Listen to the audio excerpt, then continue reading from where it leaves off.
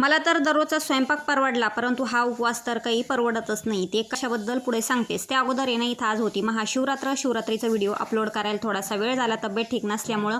तर असं काही छान आज साहेबांना ड्युटीला जायचं होतं, तर त्यांच्या टिफिनसाठी घाई गडबडीत मस्त अशी बटाटे वगैरे उकडून रताळे उकडून घेतले. त्याच्यानंतर साबुदाणा खिचडी करून दिली. फारसे कामं वगैरे झाले, किचन वाटा भांडे सगळं आटपून घेतलं.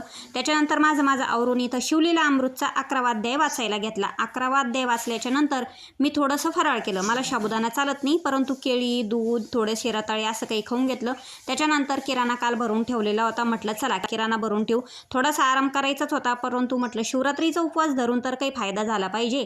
आता आपल्याला बाकीचं तर माझे अध्याय वगैरे देवपूजा झालेली होती, म्हणून म्हटलं चला थोडेसे कामच केलेले बरे. आज नॉन स्टॉप कामं चालू होते. उपवास म्हटलं की शिल्लकचेच कामं असतात. किराणा वगैरे भरून घेतला. संध्याकाळी मात्र दिवाबत्ती करून घेतली आणि साबुदाणा भिजत घातलेला होता. बटाटे पण उकडलेले होते, तर साबुदाणा करायचाच होता मला. तर आल्याबरोबर साहेब म्हटले की मला असं वाटलं की वडे वगैरे करून ठेवले असेल, परंतु ते फक्त मजाकमध्ये म्हटले, तर मी पण सिरियसली घेतलं बरं का.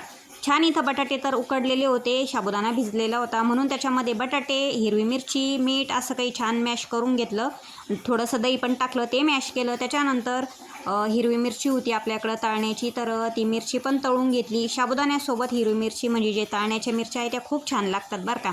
तर मस्तपैकी इथं वडे तयार करून घेतले. छोटे छोटे उंडे केले. त्याच्यानंतर हातावर गोल गोल करून घेतलं. मस्त असे पातळ पातळ वडे केले. आता एका साईडला मी वडे तळून घेतले. माझे वडे तयार होईपर्यंत साहेबांची पूजा झाली. आता माझे वडे करायचं काम चालू होतं, तोपर्यंत समर्थनं वडे खाल्ले होते. आम्ही दोघंच राहिलो होतो. वडे तळणं झाले, साहेबांची पूजा झाली. एका साईडला त्यांना पण फराळाचं दिलं.